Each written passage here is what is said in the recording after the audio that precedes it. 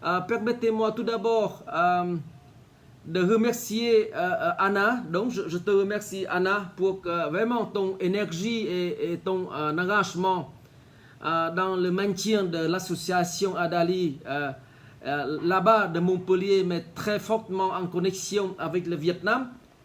Et aussi pour ton rôle important dans le renforcement des liens entre la France et le Vietnam. Je dis ça parce qu'en fait, je vois Venagne de Paris qui est dans la salle. Je pense que Madame Venagne, on s'est vu une fois dans la rue parisienne, je suppose qu'il y a quelque temps lorsque j'étais en mission là-bas à Paris. Et en fait, c'est important de dire ça parce qu'Anna a vraiment consacré pas mal de temps et l'énergie pour faire plusieurs choses. C'est pas seulement IRSA, mais aussi maintenant dans le sport. Et j'espère que Ko Minh Đức va parler de ça dans l'après-midi et d'autres activités pour les étudiants aussi. Et je pense que ça contribue beaucoup à la francophonie.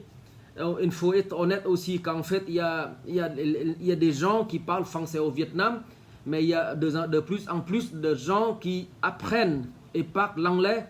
Mais en fait, la francophonie, je pense que c'est important de le regarder. Et moi, comme quelqu'un qui a pas mal bénéficié de la francophonie, je suis très reconnaissant à la francophonie. Et aussi, Nicolas, tu vois qu'en fait, on a fait une course de la francophonie il y a quelques jours de Hanoï avec ma famille là-bas. Donc maintenant, ce que je voulais dire aussi, qu'en fait, je veux revenir un petit peu sur le lien entre Alexandre Yersin, la santé globale et l'approche une seule santé, ou en anglais on dit One Health. Et ça, c'est une très bonne approche parce qu'en fait, dans quelques jours, le président français Emmanuel Macron va organiser un sommet de One Health le 7 avril à Lyon dans le cadre du G7. Et c'est pour ça que je voudrais lier vraiment la santé globale, One Health et IRSA dans mon intervention aujourd'hui pour la francophonie dont on a parlé. En fait, aujourd'hui, cet esprit continue de guider notre travail au sein du CGIA et l'Institut international pour l'élevage INRI, pour lequel je travaille depuis quelques années. Et pour ceux qui ne sont pas familiers avec le CGIA, ça c'est vraiment un partenariat mondial de recherche pour la sécurité alimentaire et la nutrition. Et notre siège principal est hébergé par l'Occitanie et par la ville de Montpellier. Un petit coucou à Claire si tu es dans la salle. Donc ça c'est vraiment un grand partenariat entre la France et le CGIA, mais hébergé à Montpellier. À l'INRI, on travaille sur les systèmes d'élevage qui sont au cœur des enjeux de santé publique, des enjeux de santé publique, de nutrition et de l'environnement. Vous savez qu'en fait, on travaille dans les pays du Sud, dans les pays en développement, et c'est là-bas qu'on a vu l'émergence des pandémies, des maladies zoonotiques, y compris le Covid, comme on a vécu tout au long pendant la pandémie.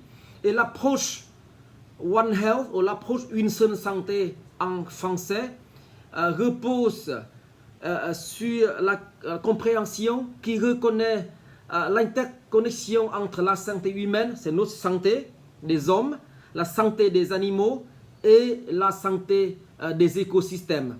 Et concrètement, nous travaillons sur les trois priorités principales. Tout d'abord, la prévention des maladies zoonotiques comme Covid, la lutte contre la résistance aux antimicrobiens, et ça c'est vraiment important dans le domaine de l'agriculture parce que dans l'élevage et dans les milieux aquatiques, les agriculteurs utilisent beaucoup d'antimicrobiens qui causent des résistants aux antimicrobiens chez les hommes, chez les animaux, mais aussi dans l'environnement, et ça fait une partie de la connexion dans notre écosystème.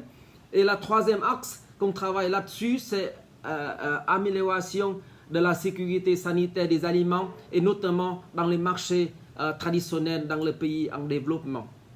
Donc, nous intégrons également les effets du changement climatique sur les risques sanitaires parce que le changement climatique est important. Et dans ce contexte, je voudrais vraiment souligner l'importance de l'initiative qui s'appelle PRISOD, portée par la France sous l'impulsion du président français Emmanuel Macron, qui vise vraiment à prévenir l'émergence des prochaines pandémies. En fait, on est d'accord scientifiquement qu'en fait, que la prochaine pandémie vont venir, on ne sait pas quand, mais ça a une certitude et c'est pour ça qu'il faut vraiment travailler dans l'approche du PRISOD qu'on va discuter aussi à Lyon. Et cette initiative PRISOD marque un changement de paradigme, ça veut dire que passer de la réaction à la prévention et utilisant la science et la collaboration internationale pour vraiment travailler à l'interface des humains, animaux et de l'environnement. Et je vais avancer un petit peu pour dire qu'en fait cette dynamique sera au cœur de One Health, le sommet de One Health qu'on va discuter le 7 avril.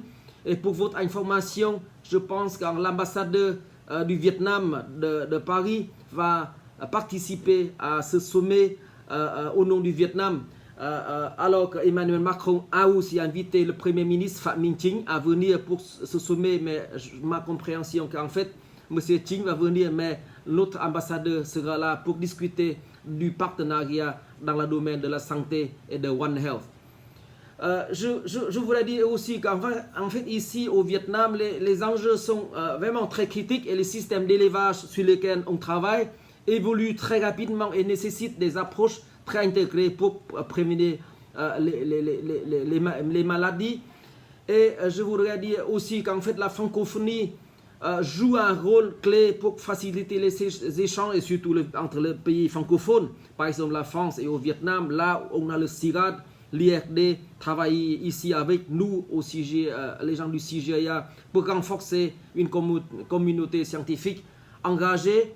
Et finalement je voudrais dire qu'en fait l'association ADALI, en fait ton association ANA, avec l'effort aussi des membres à Montpellier, contribue aussi à maintenir les liens historiques et scientifiques entre nos deux pays.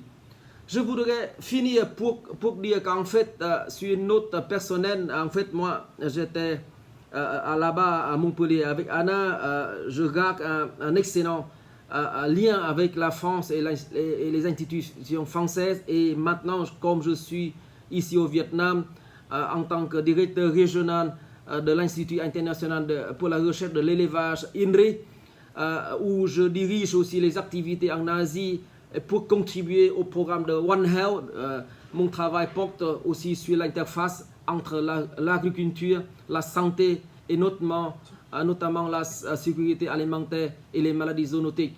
Et pour ça, je voudrais vous remercier pour votre attention et je vous souhaite vraiment une bonne journée de la francophonie. C'est pas le 20 mars, mais on fête la francophonie tout le mois de mars. Et je voudrais dire qu'en fait, le One Health, ça c'est vraiment une approche, je pense qu'il faut renforcer de plus en plus. Et Lyon sera un sommet où on va discuter de ça dans l'esprit qui est très aligné avec les travaux du Dr Yersin dans le passé ici au Vietnam, mais aussi avec la francophonie et les initiatives qu'on travaille avec la France, avec le PRISOD et avec le CGIA. Je vous remercie beaucoup de votre attention.